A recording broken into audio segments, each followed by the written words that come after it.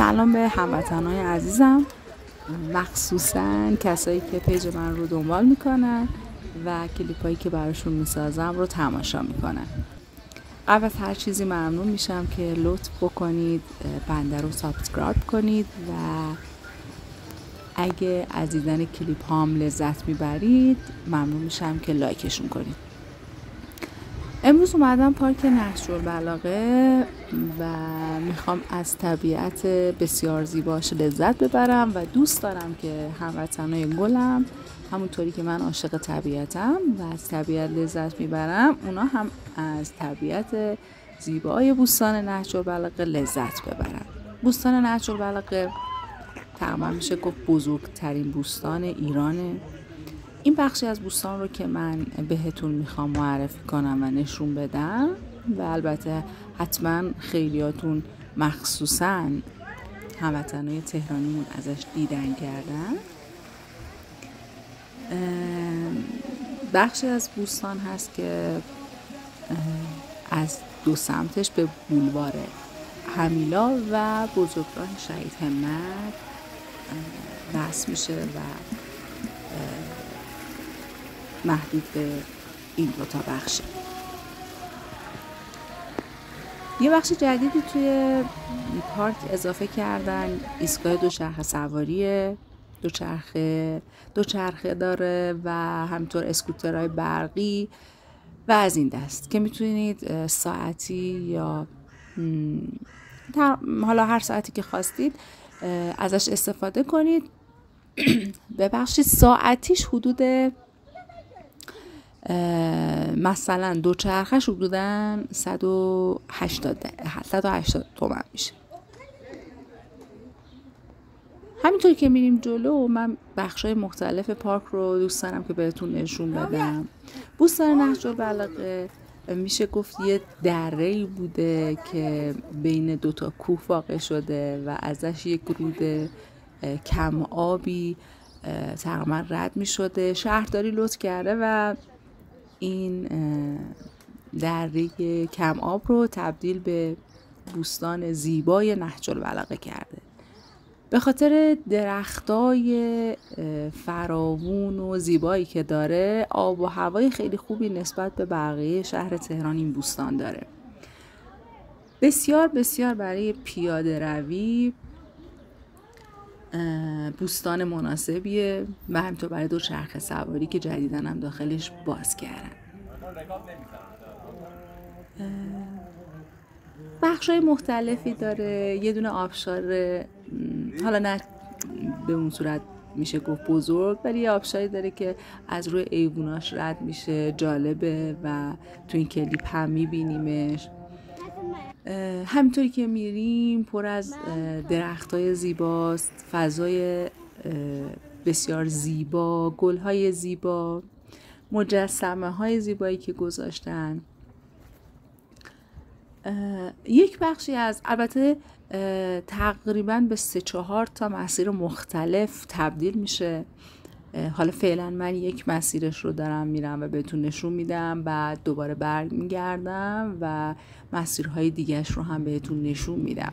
این مسیری که من دارم میرم یه سری حالا مجسمه‌ای مثل مجسمه‌های دوچرخه سواری گذاشتن. یه مقدار جلوتر ما یه سری میزای تنیس رو داریم که خیلی ها میان ازش استفاده میکنن. تقریبا میشه گفت این بوستان پر از وسایل ورزشی برای بزرگسالانه. انتهای این مسیری که ما میریم یه پارکی هم برای بچه ها تعبیه شده که پارک نسبتا خوبیه برای بچه ها، سرسره و تاپ بازی های مختلف داره. البته نمیشه گفت خیلی بزرگه ولی خب برای بچه ها خوبه. سمت دیگه این پارک هم یه سوپری هست که میشه ازش استفاده کنیم. یه بیچی داره که اگه بریم به سمت پایین پر از آلاچیقه. حالا من امروز این مسیر رو برمیگردم و بعد آلاچیقهاش رو قسمت بعدی بهتون نشون میدم. خیلی هم دوست ندارم که صحبت کنم، بیشتر دوست دارم که از طبیعت لذت ببرید. من یه توضیح کاملی راجع به، البته کامل که حالا یه توضیح مختصر و تا اونجایی که در توانم باشه راجع به بوستان بهتون میدم و بقیه رو سعی میکنم که سکوت کنم و شما از طبیعت، از صدای پرنده ها، از رفت آمد آدم ها تو پارک، از دوچرخه سواریشون و از خیلی چیزای دیگرشون استفاده کنیم. یه مسیر دیگه‌ای که پارک داره، وقتی میخوای ازش رد بشی باز هم به 2-3 بخش تقسیم میشه. یه بخشش که خیلی برای پیاده روی خوبه، یه بخشش هم هست که به انتهاش به یه شهر بازی کوچیکه که اون هم تقریبا چند ماه افتتاح شده. خیلی شهر بازی مجهزی نیست، از چند تا دستگاه درست شده، استخر توپ و یه بخش برای ماشین بازی، یه بخشی داره ترامپولین که برای بچه‌ها باش برای جامپینگ استفاده میکنن، یه قایق و 3-4 تا وسیله قایق که البته منظورم کشتی متحرکه و یه چند تا از اشکالی که حالا بچه‌های کوچولو میتونن روش بازی بکنن و آهنگ داشته باشن، مثل خیلی شهر بازی دیگه، ولی شهر بازی بزرگ نیست و فقط از همین چند بخش جزء. 2-3 تا پل خیلی خیلی زیبا داره که حالا من وقتی از روش رد شدم حتما براتون فیلم ازش میذارم، کلیپ ازش میذارم، مخصوصا چون که در ارتفاع هست. خیلی قسمت پایین پل بسیار بسیار زیباست و خیلی دیدنی. همونطوری که حالا جلوتر هم میریم آلاچیق‌ها هم دیده میشن توی کلیپ من و خیلی ها میتونن اونجا برای استراحت یا برای پیکنیک استفاده بکنن.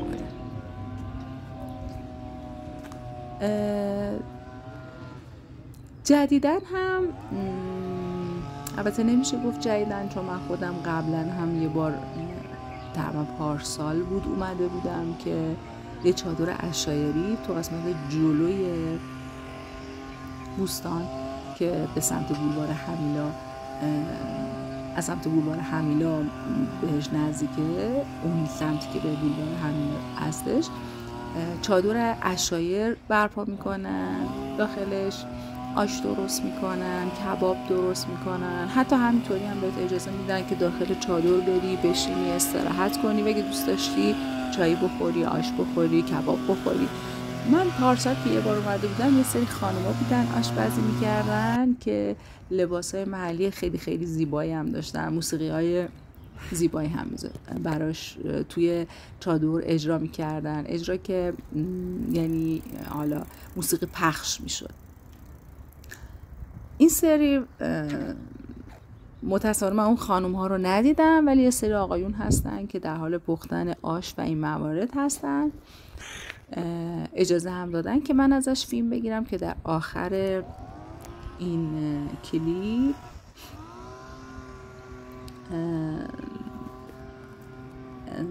این چادر عشایر رو و حالا بخشایی که دایر کردن رو ازش براتون کلیپ درست کردم و میتونید ازش دیدنش لذت ببرید. و اگه تهران تشریف دارید یا تو محدوده اطراف بوستان هستید حتما برید و دیدن کنید، چون زمان زیادی این چادرها دایر نیستن، حالا 10 روز 1 ماه تقریبا تو این حدود برگزار میشه این نمایشگاه. تو ابتدای که فراموش کردم بهتون بگم، تو ابتدای در ورودی بوستان که از سمت بولوار همیلا هست یه دونه سینمای 6 بعدی هم هست که البته من تا حالا ازش استفاده نکردم. امروز من دوچرخه سواری کردم بعد مدت‌های خیلی خیلی زیاد، البته به مدت تقریبا 1 رو، چون من یه بچه کوچولو هم دارم، خیلی متاسفانه اجازه نداد که من دوچرخه سواری کنم. البته چون خیلی تسلط زیادی به دوچرخه سواری ندارم و مدت خیلی خیلی زیادی بود که دوچرخه سواری نکرده بودم، نتونستم براتون فیلم بگیرم چون دوچرخه سواری همراه با دوربین برام سخت بود. امیدوارم که این کلیپ رو که میبینید ازش لذت ببرید، خوشتون بیاد و سابسکرایبش کنید، پیج منو لایک کنید و لذت ببرید. حتما از دوستان دیدن بکنید و همونطور که من لذت بردم شما هم لذت ببرید. بسیار بسیار جای دیدنی و زیبا و خوبی برای مخصوصا پیاده روی و پیکنیک هستش تو تهران، چون میدونید که تهران خیلی به اون صورت طبیعت های اونجوری نداره که حالا مثل شهرهای مثلا شمالی ما که بشه با خانواده رفت و حالا یه سفره پهن کرد و چیزی خورد یا لذتی برد یا استراحتی کرد، جز پارک هایی که وجود داره. و این پارک تقریبا جز بزرگترین پارک هاست که هم بچه ها میتونن بازی کنن، هم ما میتونیم لذت ببریم و هم میتونیم پیاده روی کنیم، هم میتونیم دوچرخه سواری بکنیم، هم بچه ها میتونن از پارکش استفاده کنن، هم از شهر بازیش استفاده کنن، همینطور میشه از میز تنیسش استفاده کرد، میشه از وسایل ورزشیش استفاده کرد و لذت بود. همزمان صدای آب رو داریم، صدای پرنده ها رو داریم و هوای بسیار بسیار خوب به خاطر وجود درخت های زیبا. باز هم ممنونم که کلیپ من رو تا آخر تماشا میکنید و امیدوارم که ازش لذت ببرید. لطفاً باز هم ازتون میخوام اگه از دیدن کلیپ من لذت بردید حتما لایکش کنید و حتما بنده رو حمایت و سابسکرایب کنید. بقیه کلیپ رو دیگه سکوت میکنم و اجازه میدم که تماشا بکنید و لذت ببرید. ممنونم. امیدوارم که حال همگیتون عالی باشه و روز به روز عالی تر بشه و حالا به پیشنهادی که دادم که از این دوستان لذت ببرید، چون هممون میدونیم که حالا شرایط اقتصادی و خیلی از موارد دیگه تو جامعه ما یه خورده زیاد شده و استفاده از این دوستان ها، پارک ها، استفاده از طبیعت تو هر جای این کشور یک لحظاتی ما رو حداقل دور میکنه از این هیاهو و باعث آرامشمون میشه. ممنونم و خدا نگهدارتون.